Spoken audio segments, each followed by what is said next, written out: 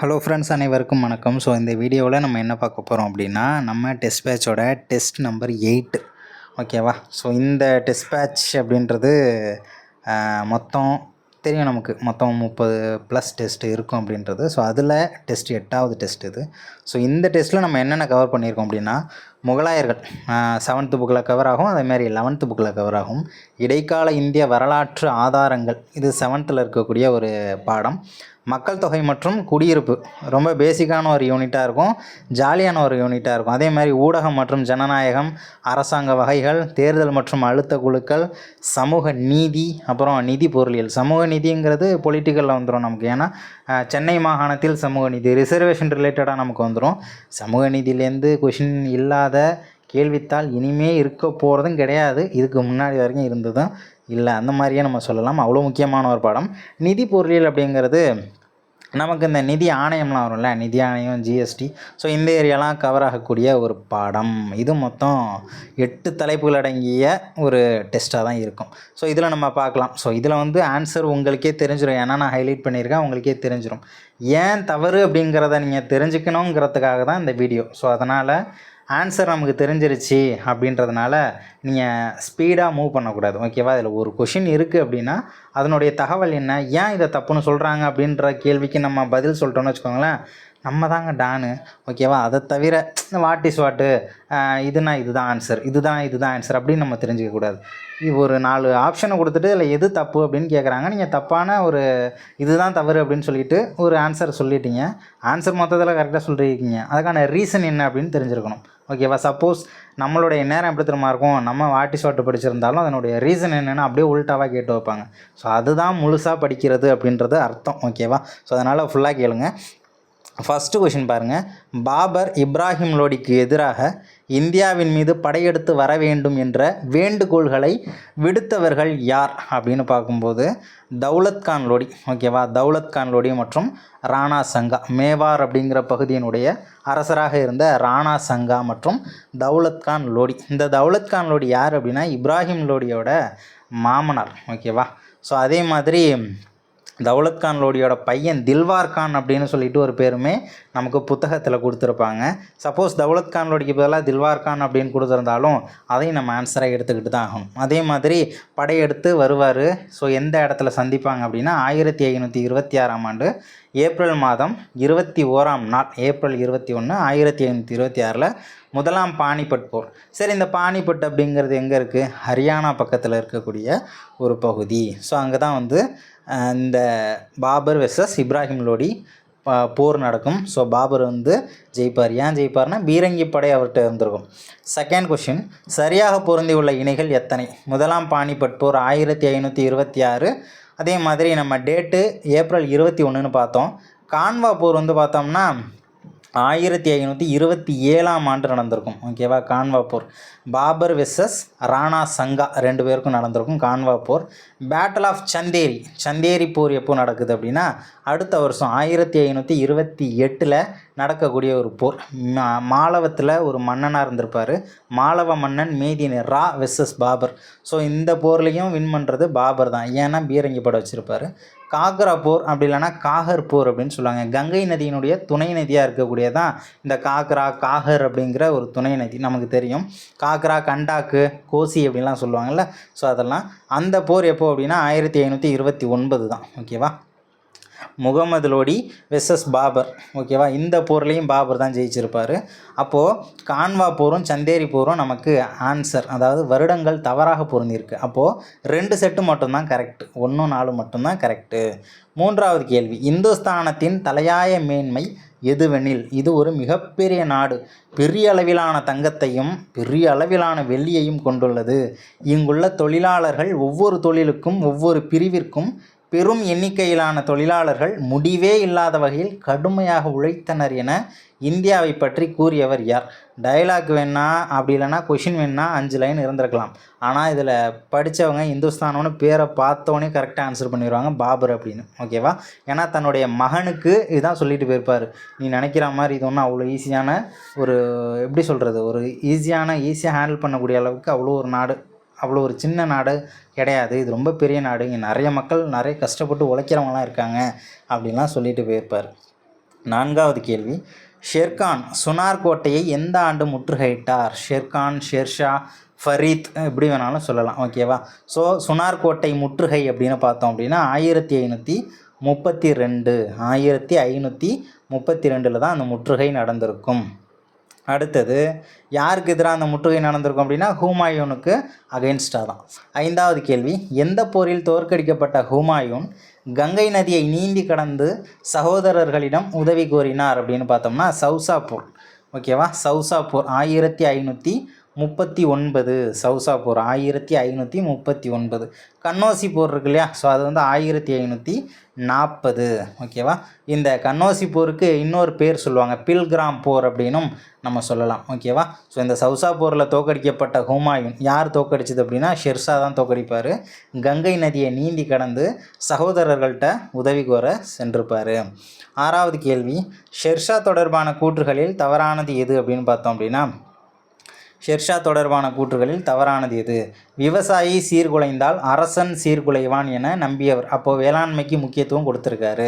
கிராமத்தில் களவு போகும் பொருளுக்கு கிராம தலைவரே பொறுப்பு அப்படின்னு சொல்லியிருப்பார். அதனால் திருட்டு அப்படிங்கிறது குறையப்பட்டுச்சு. முக்கியமாக திருட்டு நடக்காமல் நிறைய பாதுகாப்பாக இருந்திருப்பாங்க. ஓகேவா? ரொம்ப எச்சரிக்கையாக இருந்திருக்காங்க.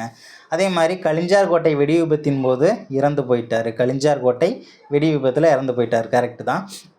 ஜாகீர்தாரி மற்றும் ஜமீன்தாரி முறைகள் தடை செய்யப்பட்டன அப்படிங்கிறது கிடையாது. ஜாகீர்தாரி ஜமீன்தாரி முறைகள்லாம் தொடர வழிவகை செய்துள்ளார் அப்படிங்கிறது தான் இங்கே சரியான ஒரு ஆன்சர். அதே மாதிரி நிறுத்தல் முகத்தல் அளவுகளை தர அளவுபடுத்தியவர் யார் அப்படின்னாலும் நம்ம ஷெர்ஷாவை சொல்லலாம். அதே மாதிரி போர்களை வழிநடத்தி செல்லும்போது விவசாய நிலங்களை கண்டபடி சேதப்படுத்திட்டு எல்லாம் போகக்கூடாது அப்படின்றதுல ரொம்ப உறுதியாக இருந்தவர் ஷெர்ஷா. ஓகேவா? இவருடைய இயற்பெயர் ஃபரீத் அப்படின்னு சொல்லலாம். ஏழாவது கேள்வி, டேஸ் மொழியில் ஜமீன்தார் என்ற சொல்லுக்கு நிலத்தின் உடைமையாளர் என்று பொருள் அப்படின்னா பாரசீக மொழியில் ஜமீன்தார் அப்படின்னா நிலத்தின் உடைமையாளர் அப்படின்னு பொருள் உள்ளது. எட்டாவது கேள்வி, அக்பர் தொடர்பான கூற்றுகளில் எது தவறு? 14 வயதில் அக்பருக்கு முடிசூட்டப்பட்டது. 14 வயசில் அக்பருக்கு முடிசூட்டப்பட்டது. ஓகேவா? இவருக்கு 14 வயசில் முடிசூட்டியிருப்பாங்க. அதே மாதிரி பாபர் பிறந்த வருஷம் February 14. கரெக்டாக வந்து லவர்ஸ் டே அன்றைக்கி பிறந்திருக்கார், February 14. அதையும் ஞாபகம் வச்சுக்கலாம். அக்பருக்கு 14 வயசில் முடிசூட்டியிருக்காங்க.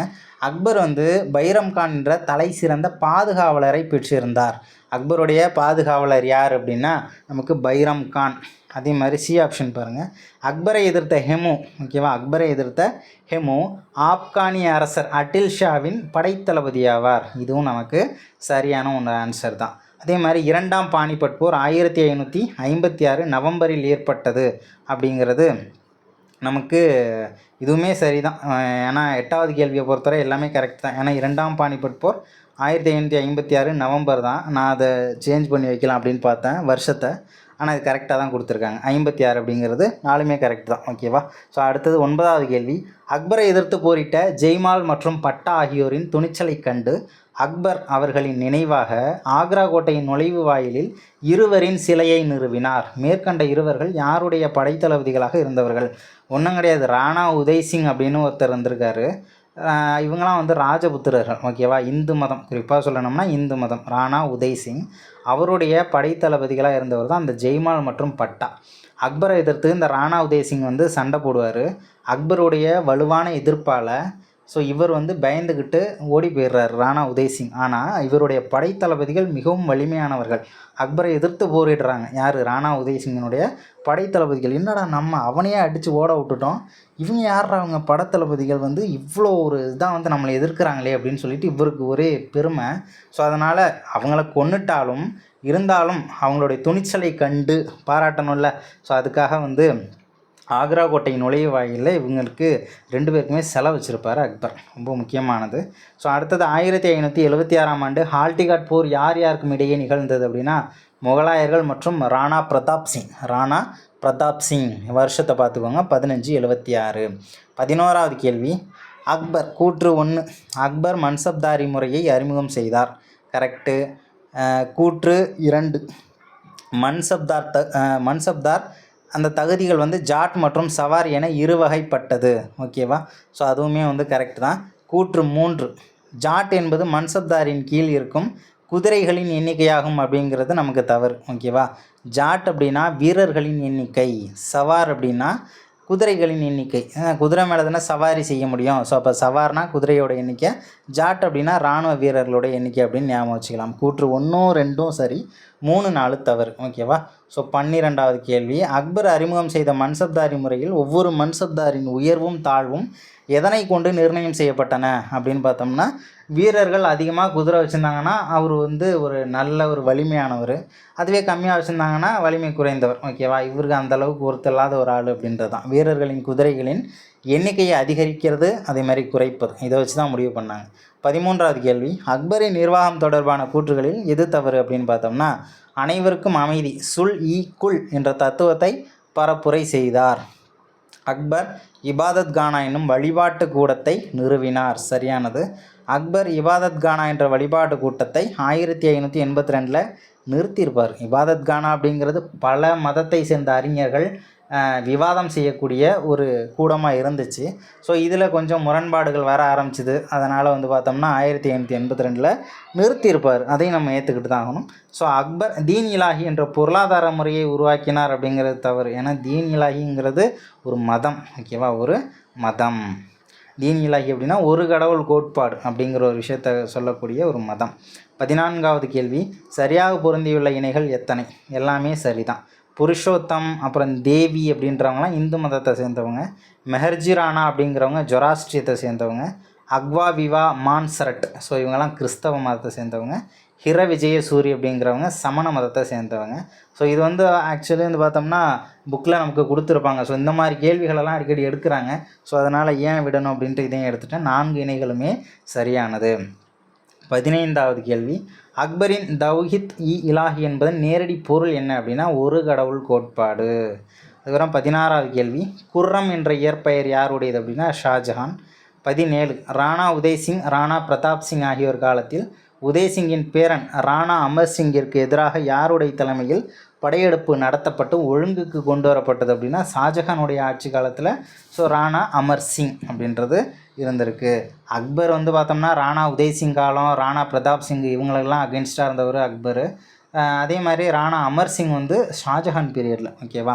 18வது கேள்வி, யாருடைய ஆட்சியின் போது இந்தியாவில் ஆங்கிலேய வணிக குடியேற்றம் ஒன்றை நிறுவுவதற்கு அங்கீகாரம் வழங்கப்பட்டது? ஜஹாங்கீருடைய ஆட்சி காலத்தில் தான். 1ஆம் ஜேம்ஸினுடைய பிரதிநிதியாக வந்தவர் தான் தாமஸ் ரோ. அவங்களுக்கு அனுமதி கொடுத்துருப்பாங்க. சூரத் அப்படின்ற பகுதியில் வணிக மையத்தை நிறுவியிருப்பாங்க. அடுத்தது 19வது கேள்வி, சரியாக பொருந்தியுள்ள இணைகள் எத்தனை? கோல்கொண்டா, குதுப் ஷாஹி, பிஜப்பூர், அடில் ஷாஹி, பெரார் அப்படிங்கிறது இமத் ஷாஹி. ஓகேவா. இமத் ஷாஹி. பீடார் அப்படிங்கிறது ஃபரித் ஷாஹி. அகமது நகர் அப்படிங்கிறது நிஜாம் ஷாஹி. ஸோ இதை எப்படி ஈஸியாக ஞாபகம் வச்சுக்கலாம். எல்லாமே கரெக்டு தான். கோல்கொண்டா, குதுப் ஷாஹி. கு அப்படின்னு இருக்குல்ல. ஸோ கொக்கு அப்படின்னு ஞாபகம் வச்சுக்கோங்க. கோ அப்படின்னா கோல்கொண்டா, கு அப்படின்னா குதுப் ஷாஹி, கொக்கு அப்படின்னு ஞாபகம் வச்சுக்கோங்க. பிஜப்பூர், அடில் ஷாஹி அப்படின்னு வந்திருக்குல்ல. அபி அப்படின்னு ஞாபகம் வச்சுக்கலாம். அபிங்கிறது ஒரு பொண்ணோட பேர் தானே, அபி அப்படின்னு ஞாபகம் வச்சுக்கலாம். பெரார் அப்படிங்கிறது இமத் ஷாஹி அப்படின்னு வருதுல்ல. பேய் வருதுன்னு சொல்லுவாங்கள்ல, பேய் அப்படின்னு ஞாபகம் வச்சுக்கோங்க. பேனா பெரார், இமத் ஷாஹி பேய் அப்படின்னு ஞாபகம் வச்சுக்கலாம். பீடார் அப்படிங்கிறது பரித் ஷாஹி அப்படின்னு வருதுல்ல. ஸோ இது ப அதுமாரி பீப்பா அப்படின்னு ஞாபகம் வச்சுக்கலாம். பீப்பா மாதிரி பீப்பாயின்லாம் சொல்லுவாங்கள்ல, மண்ணெண்ண பேரில் பீப்பாய் அப்படின்லாம் சொல்லுவாங்கள்ல. பிஜப்பூருக்கும் பீடாருக்கும் கொஞ்சம் டிஃப்ரென்ஷியேட் பண்ணி பார்த்துக்கோங்க. அகமது நகர் அப்படிங்கிறது நிஜாம் ஷாஹி, அன்னின்னு ஞாபகம் வச்சுக்கோங்க. ஓகேவா. அன்னி அப்படின்னு ஞாபகம் வச்சுக்கலாம். ஓகேவா. மொத்தத்தில் எல்லாமே கரெக்டு தான். அகத்தில் நிஜம் இருக்கணும் அப்படின்னு கூட ஞாபகம் வச்சுக்கலாம். ஏன்னா அடில் ஷாஹினில் ஒன்று வருது இல்லையா. அதனால் அகத்தில் நிஜமாக இருக்கணும், அகத்தில் நிஜம் மட்டும்தான் இருக்கணும் அப்படின்னு கூட ஞாபகம் வச்சுக்கலாம்.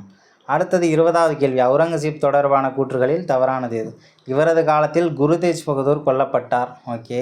ஜிசியா வரி மீண்டும் அறிமுகம் செய்யப்பட்டது. ஜிசியா வரிங்கிறது இஸ்லாமியர் அல்லாதவர்கள் மீது விதிக்கப்பட்டது. இந்துக்களும் வருவாங்க. புதிய கோவில்கள் கட்டக்கூடாது என்ற ஆணைகள் பிறப்பிக்கப்பட்டது. ஆனால் இருக்கிற கோயிலை எப்படி சீர்திருத்தம் செஞ்சுக்கலாம் அப்படின்லாம் சொல்லியிருப்பாங்க. ஆனால் புதுசாக தான் கோயில் கட்டக்கூடாதுன்னு சொல்லியிருப்பாங்க. அப்வாப் என்ற கூடுதல் வரி வசூல் முறையானது விதிக்கப்பட்டது அப்படின்னு சொல்கிறாங்க. ஸோ இறை சட்டத்துக்கு எதிரானது அப்வாப் அப்படிங்கிற ஒரு கூடுதல் வரி வாங்கக்கூடாது அப்படின்னு சொல்லிட்டு தடை பண்ணியிருப்பார். ஓகேவா, அவுரங்கசீப் விதிச்சிருக்க மாட்டார், தடை பண்ணியிருப்பார். 21 முகலாயர்கள் காலத்தில் மிக அதிகமாக பயன்படுத்தப்பட்ட பாசன முறை கிணற்று நீர் பாசனம் தான். கிணற்று நீர் பாசனம். 22 முகலாயர்கள் காலத்தில் ரபி மற்றும் காரிஃப் ஆகிய இரு வேளாண் பருவங்களில் பயிர் செய்யப்பட்ட பயிர் வகைகளை பற்றி பட்டியலிடும் நூல் எது அப்படின்னா ஐனி அக்பரி அப்படின்ற ஒரு நூல். ஐனி அக்பரி அப்படின்ற நூல். அக்பர்நாமா அக்பருடைய வரலாறு சொல்லுது. தீன் இலாஹி அக்பரால் அறிமுகம் செய்யப்பட்ட ஒரு மதம். பாதுஷா நாமாங்கிறது ஷாஜஹானுடைய வரலாறு பற்றியது. ஓகேவா. 23வது கேள்வி சரியான விடையை தேர்ந்தெடு. கூற்று 1 தோடர்மால் முகலாய மன்னராக இருந்தபோது. தோடர்மால் எப்போ முகலாய மன்னராக இருந்தார், அதுலேயே தப்பு. ஓகேவா. அக்பர் முகலாய மன்னராக இருந்தபோது ஜப்தி முறை அறிமுகமானது அப்படின்னா கரெக்ட். கூற்று 2 நிலத்தின் அளவு மற்றும் விளைவிக்கப்பட்ட பயிர் ஆகியவற்றின் அடிப்படையில் விவசாயி பணமாக செலுத்த வேண்டிய வரி நிர்ணயிக்கப்பட்டது. ஓகே, இது சரியானது. கூற்று 3 ஒவ்வொரு ஆண்டும் செலுத்த வேண்டிய வரிகள் தொடர்பான விவரங்கள். ஸோ டேக்ஸை பற்றி ஒரு டேபிள் போட்டு வச்சுருக்காங்க. அந்த டேபிள் வந்து பார்த்தோம்னா தஸ்தர் அப்படின்னு சொல்லுவாங்க. அப்போ 2, 3 கரெக்டு, 1 மட்டும் தவறு. ஏன் அப்படின்னா அக்பர் முகலாய மன்னராக இருந்தபோது. 24 தவறானது எது? பாரசீக சக்கரம் பாபர் காலத்தில் அறிமுகம் செய்யப்பட்டது. அதே மாதிரி பாரசீக கட்டட முறை பாபர் காலத்தில் அறிமுகம் செய்யப்பட்டது. அதெல்லாம் தெரிஞ்சுக்கணும் நம்ம. அதே மாதிரி விசை சக்கரங்களுடன் நீர் இறைக்கும் இயந்திரம் பதேபூர் சிக்ரியில் அறிமுகமானது. ஓகேவா. நீர் இறைக்கும் இயந்திரம் ஓகேவா, அது எங்கே அறிமுகமாச்சு அப்படின்னா பதேபூர் சிக்ரி அப்படின்ற பகுதியில். ஸோ அடுத்தது வெடி உப்பை பயன்படுத்தி நீரை குளிர்விக்கும் முறை. ஓகேவா, அது வந்து யார் அறிமுகப்படுத்தினது அப்படின்னா அக்பர் தான் அறிமுகப்படுத்தியிருப்பார். கப்பலின் ஒட்டகம் அப்படின்ற தொழில்நுட்பம் அது வந்து யாரால் அறிமுகம் செய்யப்பட்டது அப்படின்னா அதுவும் அக்பரால் அறிமுகம் செய்யப்பட்டது தான். ஸோ அடுத்தது 25வது கேள்வி சரியாக பொருந்தியுள்ள இணைகள் எத்தனை? அக்பருடைய புதிய தலைநகரம் பதேபூர் சிக்ரி. ஓகேவா. ஸோ அதுமாரி புலந்தர்வாசா அக்பர். அடுத்தது இதிமத் தௌலா கல்லறை ஜஹாங்கீர். ஓகேவா. மோதி மஹால், ஹீர் மஹால். ஸோ இதெல்லாம் யாரால் கட்டப்பட்டது அப்படின்னா ஷாஜஹானால் கட்டப்பட்டது. மோதி மசூதி, முத்து மசூதி, செங்கோட்டை, அப்புறம் தாஜ்மஹால். ஸோ இதெல்லாமே ஷாஜஹான் பீரியடு. அக்பருடைய புதிய தலைநகரம் பதேபூர் சிக்ரி, அது தெரிஞ்சுக்கோங்க. புலந்தர்வாசா அப்படிங்கிறது யாரால் உருவாக்கப்பட்டதுன்னா ஸோ அது வந்து அக்பரால் அமைக்கப்பட்டது தான். ஸோ இப்போ 4மே கரெக்ட் தான். இதிமத் தௌலா கல்லறையை வந்து யார் கட்டினதுன்னா ஜஹாங்கீர் தான். தாஜ்மஹால் அப்படிங்கிறது வெள்ளை பளிங்குகர்களால் கட்டப்பட்ட ஒரு பெரிய உலக சாதனைனா சொல்லலாம். தாஜ்மஹாலுக்கே ஒரு முன்னோடி அப்படின்னு பார்த்தோம்னா நமக்கு இந்த இதிமத் தௌலா கல்லறை. இது ஒரு முக்கியமான கேள்வி. 26வது கேள்வி சரியாக பொருந்தியுள்ள இணைகள் எத்தனை? அக்பர் நாமாங்கிறது அக்பரோட வரலாறு. ஓகேவா. பாதுஷா நாமா அப்படிங்கிறது ஷாஷான்னு வருது, ஷாஜஹானோடது. தபிஸ்தான் அப்படிங்கிறது பல்வேறு மதங்களின் நம்பிக்கைகள் பற்றிய ஸோ அந்த தகவலில் கொடுக்கக்கூடிய ஒரு நூல். தபிஸ்தான் அப்படின்னு சொல்லுவாங்க. ஓகேவா. பல்வேறு மதங்களின் நம்பிக்கைகள் பற்றிய தகவலை கொண்டிருக்கக்கூடிய ஒரு நூல். அதுமாரி சரி அக்பர் அப்படிங்கிறது அபுல் பைசியால் மொழிபெயர்க்கப்பட்டது அப்படின்றது நமக்கு தவறானது. ஓகேவா. அபுல் பைசியால் மொழிபெயர்க்கப்பட்டது அல்ல. சரி, யார் வருவாங்க? உபநிடதம் தாராஷிகோ இருக்கார்ல, தாராஷிகோ தத்துவ ஞான இளவரசர் அப்படின்னு சொல்லுவாங்க. ஸோ அவர் தான் அந்த சரி அக்பர் அப்படிங்கிறத மொழியாக்கம் செஞ்சுருப்பார் அப்படின்றத நம்ம தெரிஞ்சுக்கணும். அப்போ 3 செட்டு தான் கரெக்டு. 27வது கேள்வி சென்னை மாகாண அரசு தாழ்த்தப்பட்ட மக்களுக்கான நிதி உதவி திட்டங்களை எந்த ஆண்டில் அறிவித்தது அப்படின்னா 1885. ஓகேவா, 1885. 28வது கேள்வி ரயத்துவாரி முறை மீது ஆய்வு செய்யுமாறு ஆங்கிலேயர் ஆட்சி காலத்தில் நியமிக்கப்பட்டவர்கள் யார் அப்படின்னா ஃப்ரான்சிஸ் எல்லிஸ் மற்றும் தாமஸ் மன்ரோ. ஓகேவா. இவங்க தான் வந்து ரிப்போர்ட் கொடுத்துருப்பாங்க. அதாவது ஜமீன்தாரர்கள் வந்து நிறைய நிலங்களை பிடுங்கி வச்சுருக்காங்க. ஏழை மக்கள்கிட்ட எந்த ஒரு நிலமுமே இல்லை. அதனால் அவங்க விவசாயமும் பண்ணுறதில்ல, நமக்கு வரியும் வர்றதில்ல. இதுதான் நடக்குது அப்படின்னு சொல்லியிருப்பாங்க. ஓகேவா. ஸோ அவங்களுடைய ரிப்போர்ட் தான். 29வது கேள்வி பள்ளிகளில் தாழ்த்தப்பட்ட குழந்தைகள் அனுமதிக்கப்படுவதை தடுக்கக்கூடாது என நீதிமன்றம் எப்போது ஆணையிட்டது அப்படின்னு பார்த்தோம் அப்படின்னா 1854. ஓகேவா. 1854. 30வது கேள்வி டேசாம் ஆண்டில் அலெக்சாண்டர் ஜோட்டான் கார்டியூ தலைமையிலான ராயல் ஆணையம் வந்தபோது அதனிடம் ஏராளமான விண்ணப்பங்கள் அளிக்கப்பட்டன அப்படின்னா ரொம்ப முக்கியமானது இது. 1913 அலெக்சாண்டர் ஜோர்டான் கார்டியூ தலைமையிலான ஒரு ஆணையம் வந்து அமைச்சு இங்கே வந்திருப்பாங்க. ஓகேவா. ரொம்ப முக்கியமான ஒரு வருஷம். ஓகேவா. அவ்வளோ அந்த அளவுக்கு முக்கியமானது. ஓகேவா, வருஷத்தையும் தெரிஞ்சுக்கோங்க. 31 தவறானது எது? பிராமணர் அல்லாத ஒரு அறிக்கை தியாகராயரால் வெளியிடப்பட்டது. பிட்டி தியாகராயர் இருக்கார் இல்லையா, ஸோ அவரால் வெளியிடப்பட்டது. சரியானது. 1916ஆம் ஆண்டு தென்னிந்திய சுதந்திர சங்கம் தொடங்கப்பட்டது. ஓகேவா, தென்னிந்திய சுதந்திர சங்கம். ஓகேவா, தென்னிந்திய நல உரிமை சங்கம் அப்படின்னும் சொல்லலாம். ஸோ தொடங்கப்பட்டது. சரியானது. வகுப்புவாரி இடஒதுக்கீடு 1921 தீர்மானமாக நிறைவேறியது. 21 அப்படின்னு சொல்லியிருந்தாங்கன்னா நமக்கு கரெக்ட். ஓகேவா, ஸோ இந்த இயக்கம் வகுப்புவாரி உரிமை குறித்த விழிப்புணர்வை உருவாக்கியது. சரியானது. ஓகேவா. 32வது கேள்வி, எல்லா அரசு பணிகளிலும் பிராமணர் அல்லாதவர்களை அவர்களுக்கு குறைந்தபட்ச கல்வி தகுதி இருந்தாலே போதும் என்று கருதி வேலைவாய்ப்பு வழங்க வேண்டும் மற்றும் 100 ரூபாய்க்கு மேல் சம்பளம் வாங்கும் உத்தியோகமாக இருந்தால் 75% அளவு மக்களை அது அடையும் வரை 7 ஆண்டு காலம் வரை அமலில் இருக்கும் வண்ணம் இந்த ஆணை அமலில் இருக்க வேண்டும் என்ற தீர்மானத்தை கொண்டு வந்தது யார் அப்படின்னு பார்த்தோம்னா முனுசாமி தீர்மானத்தை கொண்டுட்டு வந்திருப்பார். ஓகேவா, 100 ரூபாய்க்கு மேலே சம்பளம் வாங்குகிற உத்தியோகமாக இருந்தால் கூட இருக்கக்கூடிய மக்கள் 75% மக்களை போய் அது போய் சேரணும், ஒரு 7 வருஷம் இது நிரந்தரமாக நம்ம வச்சுக்கணும், அது அமல்லே வச்சுக்கணும் அப்படின்னு சொல்லிட்டு தீர்மானத்தை கொண்டு வந்தது யார்? முனுசாமி. ஓகேவா. ஸோ அடுத்தது பார்த்தோம்னா 33 எங்கள் மக்களுக்கு வேலைகளில் சரியான பிரதிநிதித்துவம் தரப்படாவிட்டால் நாங்கள் வரி கொடுக்க மாட்டோம். ஓகேவா, வரி கொடுக்க மாட்டோம். பிரதிநிதித்துவம் இல்லையில் வரி இல்லை அப்படின்னு சொல்லியிருப்பார் நடேசனா. ஓகேவா, மேலே ஒரு தீர்மானத்தை சொன்னது யாருன்னு பார்த்தோம்ல, முனுசாமி. அதை சுட்டி காட்டி வழிமொழிந்தது யார் அப்படின்னா சண்முகம் சொல்லியிருப்பார். ஓகேவா, ஸோ இப்போ ஏற்பட்ட ஒரு தீர்மானத்தை கொண்டு வந்தோம்னா இந்த வரலாறு இந்த தலைமுறை நம்மளை மறக்கவே மறக்காது, ஒரு சரித்திரமான ஒரு தீர்மானமாக இருக்கும்ன்ட்டு சண்முகம் சொல்லியிருப்பாங்க. 34வது கேள்வி, 1928ஆம் வாக்கில் முத்தையா அவர்களின் தலைமையில் நீதி கட்சி செயல்பட்ட போது டேஸ் அரசாணை மூலம் வகுப்புவாரி பிரதிநிதித்துவம் நிரந்தரமாக்கப்பட்டது. ஓகேவா, என்ன பண்ணாங்க அப்படின்னா அரசின் எல்லா துறைகளிலும் பணி நியமனங்கள் முறைப்படுத்தப்பட்டது. ஓகேவா, எல்லா அரசு துறைகளிலுமே. இதில் நிறைய பேர் தப்பாக போகிறதுக்கான வாய்ப்பு இருந்திருக்கும், இருந்தாலும் தெரிஞ்சு தான் வச்சேன், இப்படியும் கேட்கலாம். ஓகேவா, எல்லா துறைகள்லையுமே பணி நியமனங்கள் முறைப்படுத்தி எல்லா இடத்துலையுமே ரிசர்வேஷன் அப்படிங்கிறத கொடுத்துருப்பாங்க, வகுப்பு வாரி பிரதிநிதித்துவம். ஓகேவா, பகுதி அளவுலாம் கிடையாது. 35வது கேள்வி, முதல் சட்டத்திருத்தம் தொடர்பான கூற்றுகளில் தவறானது எது? செண்பகம் துரைராஜன் என்பவரால் 1951ஆம் ஆண்டு வழக்கு தொடரப்பட்டது. சரி. வகுப்பு வாரி ஆணையானது அரசமைப்புக்கு முரணானது என தீர்ப்பு வழங்கப்பட்டது. அரசமைப்புக்கு உள்ளானது கிடையாது, அரசமைப்புக்கு அகென்ஸ்டாக இருக்குது அப்படின்னு சொல்லிட்டு தான் தீர்ப்பு கொடுத்துருப்பாங்க கோர்ட்டு. பெரியார் உடனடியாக என்ன சொல்கிறாரு, கான்ஸ்டியூஷனை உடனே திருத்தணும் அப்படின்னு சொல்கிறாரு. பின்னர் பிற்படுத்தப்பட்ட வகுப்பினர் மீண்டும் இடஒதுக்கீடு பெறும் வாய்ப்பு ஏற்பட்டது. ஸோ அப்போ கான்ஸ்டியூஷனை திருத்துறாங்க, முதல் சட்டத்திருத்தம் கொண்டு வராங்க, திரும்பவும் ரிசர்வேஷன் கிடைக்கிது.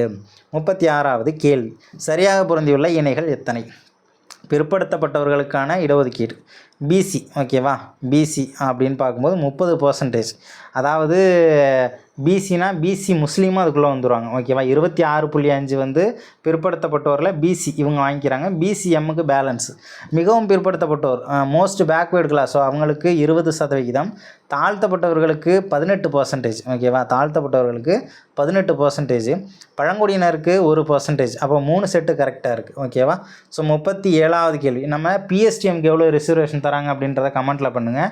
ஸ்போர்ட்ஸ் கோட்டாவில் எவ்வளோ ரிசர்வேஷன் அப்படிங்கிறதையும் கமெண்ட்டில் மென்ஷன் பண்ணி கமெண்ட் பண்ணுங்கள். 37வது கேள்வி, தமிழகத்தில் நடைமுறையில் இருந்த 69% இடஒதுக்கீடு உச்சநீதிமன்ற தீர்ப்புக்கு முரணானது என்றும் அதனை ரத்து பண்ணுங்கப்பா அப்படின்னு சொல்லி சுப்ரீம் கோர்ட்டில் கேஸு போட்ட கேஎன் விஜயன் அப்படிங்கிறவர் யார் அப்படின்னு பார்த்தோம் அப்படின்னா நுகர்வோர் அமைப்பின் அறக்கட்டளை உறுப்பினராக இருந்தவர். ஓகேவா, நுகர்வோர் அமைப்பின் அறக்கட்டளை உறுப்பினராக இருந்தவர்.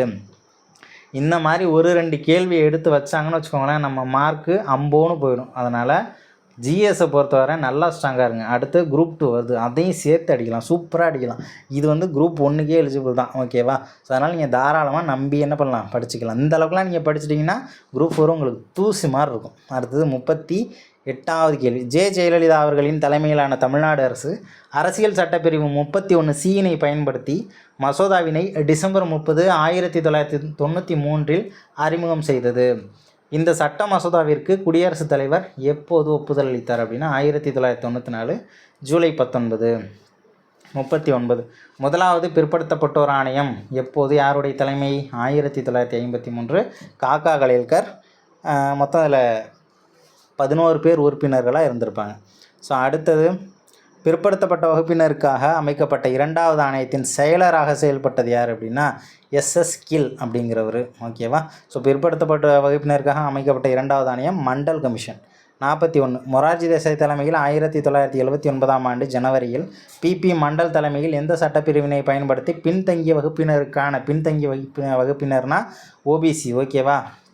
அதர் பேக்வேர்ட் கிளாஸ் அப்படின்னு சொல்கிறாங்களே, இது குறிப்பாக வந்து பேக்வேர்ட் கிளாஸ். ஓகேவா. பின்தங்கிய வகுப்பினருக்கான 2வது ஆணையம் ஏற்படுத்தப்பட்டது.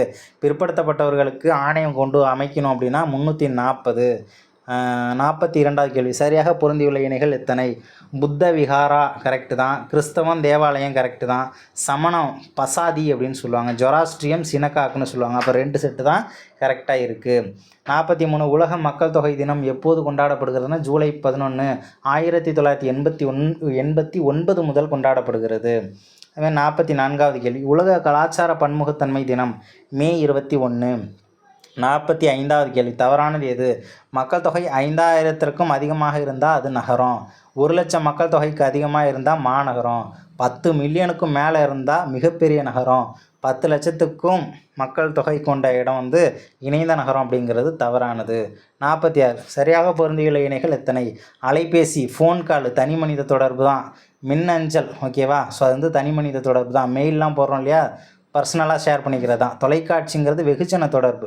தொலைநகல் ஃபேக்ஸ் அனுப்பிக்கிறதும் தனி மனித தொடர்பு தான். அப்போ 3 செட்டு தான் கரெக்டாக இருக்குது. 47, சரியாக பொருந்தியுள்ள இணைகள் எத்தனை? கேபிள் தொலைக்காட்சிங்கிறது ஒரு குறுகிய தொடர்பு ஊடகம் கரெக்டு தான். திரைப்படங்கள் தொலைத்தொடர்பு ஊடகம் அதுவும் கரெக்டு தான். கருத்தரங்கம் ஒரு மீட்டிங்லாம் நடத்துகிறாங்க அப்படின்னா அது ஈஸியாக நம்மள வந்து சேர்ந்துருதில்ல, குறுகிய தொடர்பு ஊடகம் கரெக்டு தான். சுவரொட்டிங்கிறது அச்சு ஊடகம் கரெக்டு தான். 4மே சரி. 48வது கேள்வி, அரசு என்னும் பதம் பழைய பிரெஞ்சு வார்த்தையான கவர்னர் என்பதிலிருந்தும் இயக்கு, ஆட்சி, வழிநடத்து, ஆள் என்று பொருள் தரும் லத்தீன் வார்த்தையான குபர்னர் என்பதிலிருந்தும் பெறப்பட்டது. பிரெஞ்சு வார்த்தையான கவர்னர். ஓகேவா. ஃப்ரெஞ்சு கவர்னர் அப்படின்னு கூட நீங்கள் படிச்சுக்கலாம். ஃப்ரெஞ்சு கவர்னர் அப்படின்னு கூட படிக்கலாம்.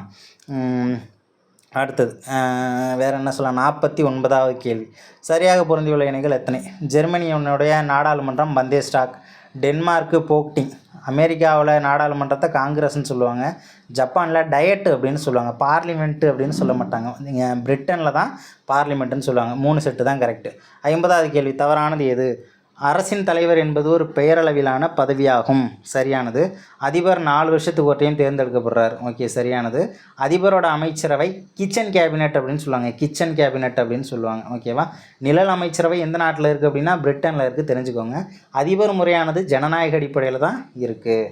51, கீழ்கண்டவற்றுள் சட்டமன்ற உறவு பிரிவு 245லேருந்து பிரிவு 255 வரைக்கும். 52, கீழ்கண்டவற்றுள் எந்த ஒன்று மாநில பட்டியல் கீழ் வருகிறது? ஆயுதப்படைகள் அப்படிங்கிறது மாநில பட்டியல் தான்.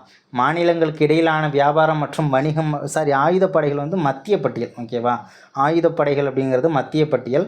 மாநிலங்களுக்கு இடையிலான வியாபாரம் மற்றும் வணிகம் அப்படிங்கிறது மத்திய பட்டியல். பொருளாதாரம் மற்றும் சிறப்பு திட்டமிடல் அப்படிங்கிறது பொதுப்பட்டியலில் வரும். நீதித்துறை நிர்வாகம் அப்படிங்கிறது மாநில பட்டியலில் வரும்.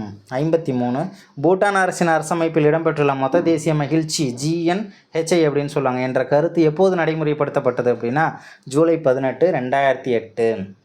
54வது கேள்வி, தேசிய வாக்காளர் தினம் ஜனவரி 25. தேசிய சுற்றுலா தினம் அப்படின்னு கேட்டாங்கன்னா அதுவும் ஜனவரி 25 தான். சுற்றுலா மாதிரியாச்சும் போய் ஓட்டு போட்டுட்டு வாங்களேன் அப்படின்னு ஞாபகம் வச்சுக்கலாம். ஜனவரி 25 1950 நமக்கு தேர்தல் ஆணையம் தொடங்கப்பட்ட அதே வருஷம். 55வது கேள்வி, இந்திய தேர்தல் நடத்தை விதிகள் 1961. ஓகேவா. 61 எனும் சட்டத்தின் விதி எண் 49O. அது எதை பற்றி சொல்லுதுன்னா நோட்டா பற்றி சொல்லுது. நன் ஆஃப் தீஸ் எபோவ் அப்படின்றத பற்றி சொல்லுது.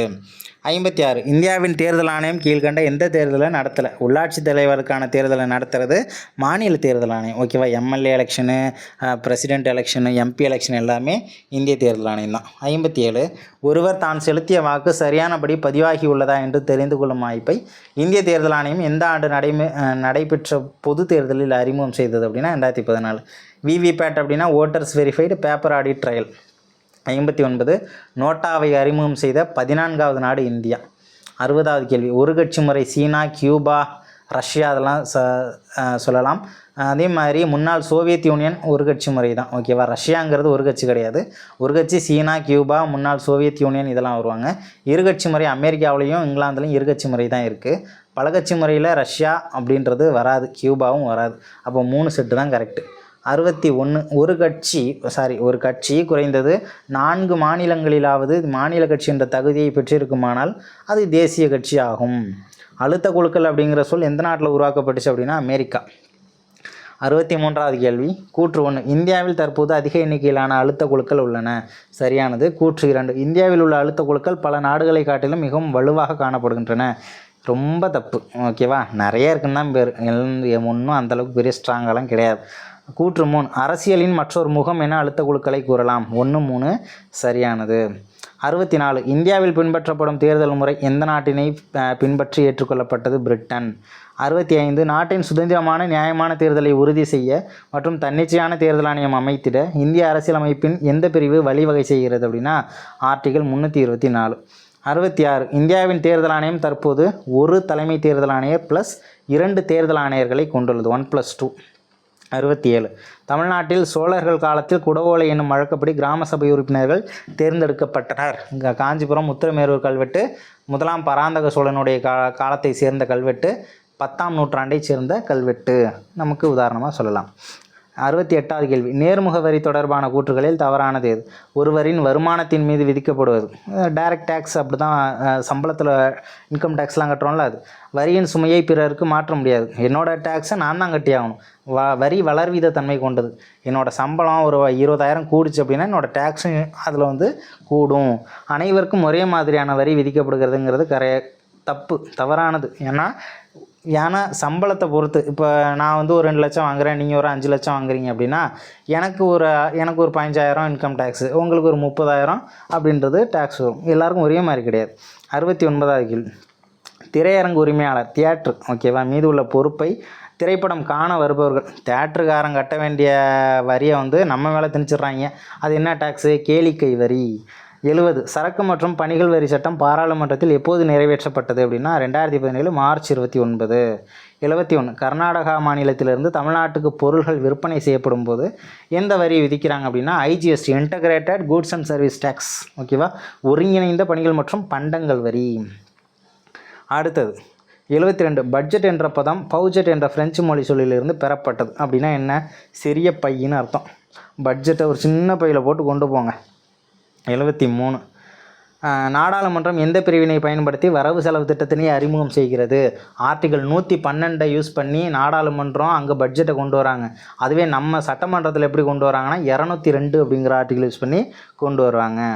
அடுத்தது 74, சரியான விடை எது? கூற்று 1, இந்திய அரசியலமைப்பு பிரிவு 116 படி பட்ஜெட் ஆண்டு மத்தியில் ஒப்படைக்கப்படும். ஓகேவா, ஆண்டோட மத்தியில். இதுமாரி கூற்று 2, இருக்கக்கூடிய அரசானது தேர்தல் காரணமாக அந்த ஆண்டு முழுவதும் தொடர்ந்தோ தொடராமலோ இருக்கலாம். ஓகேவா, ஸோ கடைசி டைமில் இப்போது 4 வருஷம் முடிய போகுது, ஆட்சி 4 வருஷம் முடிஞ்சிருச்சு. 5ஆவது வருஷம் எதுக்கு சும்மா எதையாவது பட்ஜெட்டை அடிச்சு விடுவோம் அப்படின்னு சொல்லி கதையாக விட்டு தள்ளுறாங்கல்ல, அதுதான் அப்படி சொல்கிறாங்க. ஓகேவா, அது தொடர்ந்தும் இருக்கலாம், தொடராமலும் இருக்கலாம். 4 வருஷம் நல்லா சாப்பிட்டுட்டு கடைசி வருஷத்தில் சும்மா கடமைக்கு ஒரு பட்ஜெட்டை கொடுப்பாங்கல்ல, அந்த மாதிரி. அந்த பட்ஜெட்டை எப்படி சொல்லுவாங்கன்னா நொண்டி வாத்து வரவு செலவு திட்டம் அப்படின்னு சொல்லுவாங்க. ஓகேவா, லேம் டக்கு அப்படிம்பாங்க. இது நிதிக்கு வாக்கெடுப்பு வரவு செலவு திட்டம் எனவும் அழைக்கப்படுகிறது. எல்லாமே கரெக்ட் தான். 75, இந்தியாவில் செயல்திறன் வரவு செலவு திட்டம் எவ்வாறு அழைக்கப்படுகிறது? சாதனை திட்டமாக. 76, இது ரொம்ப முக்கியமானது. பூஜ்ய வரவு செலவு திட்டம் இந்தியாவில் எப்போ தாக்கல் பண்ணாங்க அப்படின்னா 1987, 88. ரொம்ப முக்கியமானது. Previous year question, group 1 question, group 2 question எல்லாத்துலையும் கேட்டிருக்காங்க. 77, மத்திய அரசால் விதிக்கப்பட்டு வசூலிக்கப்பட்டு மாநிலங்களுக்கு ஒதுக்கக்கூடிய வளங்கள் பற்றிய சரத்து 269. மத்திய அரசே டேக்ஸ் போடுவாங்க, மத்திய அரசே வசூலிப்பாங்க, ஆனால் மாநிலத்திட்ட கொடுத்துருவாங்க. ஓகேவா, அதை பற்றி சொல்கிறது 269. ஆர்டிகிள்ஸ் ரொம்ப ரொம்ப ரொம்ப ரொம்ப முக்கியமானது. 78, மத்திய அரசே டேக்ஸ் போடுவாங்க, ஆனால் மாநில அரசு வசூல் பண்ணிப்பாங்க. அதை பற்றி பேசுகிறது 268. ஓகேவா, அடுத்த கேள்வி, சரியாக புரிந்துள்ள இணைகள் எத்தனை? 5வது நிதிக்குழு தலைவர் மகாவீர் தியாகி, ஷார்ட்கட்லாம் பார்த்துருப்பீங்கன்னு நினைக்கிறேன். 6 பிரம்மானந்த் ரெட்டி, 7 சாலட், 8 சவான். எல்லாமே கரெக்ட் தான். 80, நிதிக்குழு தொடர்பான கூற்றுகள். அரசியலமைப்பு ஆர்டிகிள் 280. ஓகே. 1951 நிதிக்குழு மத்திய மாநில அரசுக்கான உறவை வரையறுக்கிறதுக்காக அமைக்கப்பட்டுச்சு. கரெக்டு தான். அதே மாதிரி மத்திய மாநில அரசுக்கு இடையேயான சமநிலையை குறைக்கிறது தான் அதோட நோக்கம், அதிகரிக்கிறது கிடையாது. மத்திய அரசு மாநிலத்துக்கு வழங்க உள்ள மானிய அளவு பற்றியது சரத்து. ஓகேவா. 275 1. 81 இந்திய நிதிக்குழுவின் பணிகள் பற்றி கூறும் அரசியலமைப்பு சரத்து 280 3. 82வது கேள்வி. கீழ்கண்டவற்றுள் முதல்நிலை சான்று அல்லாதது எது? ஓகேவா. நினைவு சின்னம், பொறிப்புகள், நாணயங்கள், கல்வெட்டு இதெல்லாமே முதல்நிலை சான்று. ஓகேவா. பயண குறிப்புகள் அப்படிங்கிறதெல்லாம் நமக்கு 2ஆம் நிலை சான்று. 83 திருவாலங்காடு செப்பேடு அப்படிங்கிறது 1ஆம் ராஜேந்திர சோழனுடையது, சரியானது. அன்பில் செப்பேடு அப்படிங்கிறது சுந்தர சோழனுடையது. ஓகேவா. கஜுராஹோ கோயிலும் மத்திய பிரதேசத்தில் இருக்குது, அபுகுண்டு ராஜஸ்தானில் இருக்குது. ஓகேவா. அப்போ செகண்ட் ஒன்று தப்பாக இருக்குது, 3 செட்டு கரெக்டாக இருக்குது. 84வது கேள்வி. பிரம்மதேயங்கிறது பிராமணர்களுக்கு கொடையாக வழங்கப்படும் நிலம். சாலபோகம் கல்வி நிலையங்களுக்கு வழங்கப்படும் நிலம். தேவதானம் கோவில்களுக்கு கொடையாக வழங்கப்படும் நிலம். பள்ளிச்சந்தம் சமண சமய நிறுவனங்களுக்கு கொடையாக அளிக்கப்படும் நிலம். அப்போ 3 செட்டு தான் கரெக்டாக இருக்குது. 85 தான் வெளியிட்ட தங்க நாணயத்தில் பெண் தெய்வமான லட்சுமியின் வடிவத்தை பதிப்பித்து தனது பெயருடன் சேர்த்து நாணயங்களை வெளியிட்டது யார் அப்படின்னா முகமது கோரி. ஓகேவா. முகமது கோரி. ஸோ அப்போ அவர் ஒரு மதத்துக்கு அவ்வளோ இம்பார்ட்டன்ஸ் கொடுக்கல, அப்போ எல்லா மதத்தையும் சரியான அளவில் பார்த்துருக்காரு அப்படிங்கிற ஒரு விஷயத்துக்காக சொல்லியிருக்காங்க. ஓகேவா. ஸோ 86வது கேள்வி. ஒரு வெள்ளி டங்காவுக்கு சமமானது 48 ஜிட்டல். அதுவே 3.6 குன்றி மணிகளை கொண்டது. ஓகேவா. ஒரு வெள்ளி டங்காங்கிறது 48 ஜிட்டல். இதெல்லாம் டெல்லி சுல்தானியர்கள் அறிமுகம் செய்த ஒரு முறை. 87வது கேள்வி. இஸ்லாமிற்கு முந்தைய காலம் குறித்து உள்ள ஒரே சான்று கல்ஹனர் அப்படிங்கிறவருடைய ராஜதரங்கிணி. 88வது கேள்வி. தாஜ் உல்மா அசிர் குத்புதீன் ஐபக் பற்றிய பல செய்திகளை முன்வைக்கிறதுன்னு சொல்கிறாங்க. தாரிகி ஃபெரோஷாஹி அப்படிங்கிற ஒரு நூல், அது பால்பன்லேருந்து ஃபெரோஷா துக்ளக்குடைய தொடக்க காலம் வரைக்கும் சொல்லக்கூடியது. தாரிகி பெரிஸ்டா அப்படிங்கிறது இந்தியாவில் முகலாய ஆட்சியின் எழுச்சி பற்றி சொல்லக்கூடிய ஒரு முக்கியமான நூல். தாரிக் அப்படின்ற வார்த்தை அரேபிய சொல், இதோட பொருள் வரலாறு. 4மே கரெக்டு தான். 89 வெனிஸ் நகர பயணி மார்கோ போலோ வருகை புரிந்த காயல் என்ற பகுதி தமிழ்நாட்டோட எந்த மாவட்டத்தில் இருக்குன்னா தூத்துக்குடி. 90வது கேள்வி. அரேபியாவிலிருந்தும் பாரசீகத்திலிருந்தும் ஆயிரக்கணக்கில் குதிரைகள் தென்னிந்தியாவின் கடல் வழியாக இறக்குமதி செய்யப்பட்டது அப்படின்னு சொன்னது மார்கோ போலோ. 91 மொராக்கோ நாட்டு பயணியான இபின் பதுதா அவர்களின் பயண நூல் ரிக்லா அப்படின்னா பயணங்கள். சியூகி அப்படிங்கிறது யுவான் சுவாங்கனுடைய பயண நூல். இண்டிகா மெகஸ்தனிஸ். போகோகி அப்படிங்கிறது இவர் வந்துடுவார். ஓகேவா. இபின் பதுதா அவருடையது. போகோகி அப்படின்னு பார்க்கும்போது 2ஆம் சந்திரகுப்தர் காலத்தில் வந்திருப்பார் இல்லையா. ஸோ அவருடைய ஒரு முக்கியமான ஒரு நூல். ஓகேவா. ஆனால் ரிக்லாங்கிறது ibn Battuta, சியூகி Yuan Chwang, Indica Megasthenes. போகோகி அப்படிங்கிறது அவருடைய பேர் டக்குன்னு ஞாபகம் வரல, ஞாபகம் உங்களுக்கு இருந்துச்சு அப்படின்னா கமெண்ட்டில் பண்ணுங்கள். 2ஆம் சந்திரகுப்தர் காலத்தில் வருகை புரிந்தவர் இந்தியாவிற்கு. 92 முகலாய அரசர் அக்பருடைய ஆட்சி காலம் 1556லேருந்து 1605 வரைக்கும். 93 முகலாய வம்சத்தின் ஆட்சி எதனை தலைநகராக கொண்டு துவங்கியது அப்படின்னா ஆக்ரா. ஓகேவா. அதுமாதிரி 94 ஆக்ராவை நிர்மாணித்தவர் யார்? சிக்கந்தர் லோடி. ஸோ அடுத்தது டெல்லியில் உள்ள தனது நூலக படிக்கட்டுகளில் இடறி விழுந்து மரணத்தை தழுவியவர் ஹுமாயூன். 95 அக்பரின் பாதுகாவலராக விளங்கிய பைரம் கான் கொலை செய்யப்பட்ட இடம் குஜராத். 96 அரசாட்சியை காட்டிலும் கலைகள், ஓவியங்கள், தோட்டங்கள், மலர்கள் ஆகியவற்றின் மீது அதிக ஈடுபாடு கொண்டிருந்தவர் ஜஹாங்கீர். 97 ஜஹாங்கீர் முகலாய மன்னராக இருந்தபோது 1ஆம் ஜேம்ஸ் என்பவரின் பிரதிநிதியான தாமஸ்ரோ ஜஹாங்கீரிடம் வணிகம் செய்ய அனுமதி பெற்றார். அவர்கள் தங்களது முதல் வணிக மையத்தை எங்கு நிறுவினர் அப்படின்னா சூரத். 98 அவுரங்கசீப் முகலாய மன்னராக இருந்தபோது ஆங்கிலேயர்கள் மதராஸ், கல்கத்தா, மும்பை ஆகிய இடங்களில் தங்களது வணிக மையங்களை வலுவாக நிறுவினர். ரொம்ப முக்கியம். மேலும் பிரெஞ்சுக்காரர்கள் தங்களின் முதன்மை வணிக மையத்தை பாண்டிச்சேரியில் நிறுவினாங்க. பர்மிஷன் வாங்கினது ஜஹாங்கீர். வலுவாக நிறுவப்பட்டது எங்கே? சென்னை, மும்பை, கொல்கத்தாலாம் அவுரங்கசீப். 99 முகலாய நிர்வாகத்தில் சரியான வரிசை. பேரரசு பல சுபாக்களாக பிரிக்கப்பட்டது. சுபா அப்படின்ற பகுதி சர்க்கார்களாக பிரிக்கப்பட்டது. சர்க்கார்கள் பர்கானாவாக பிரிக்கப்பட்டது. பர்கானா பல கிராமங்களாக பிரிக்கப்பட்டது. பேரரசு, சுபா, சர்க்கார், பர்கானா கிராமங்கள். கடைசி கேள்வி. முகலாய அரசர்களில் மிகச்சிறந்த கட்டடக்கலை பேரரசர் என அழைக்கப்பட்டவர் ஷாஜஹான். ஓகேவா. ஸோ அடுத்த டெஸ்ட்டில் சந்திக்கலாம். இந்த டெஸ்ட்டில் எவ்வளோ மார்க் அப்படின்றதையும் மறக்காமல் கமெண்ட்டில் சொல்லுங்கள். தேங்க்யூ.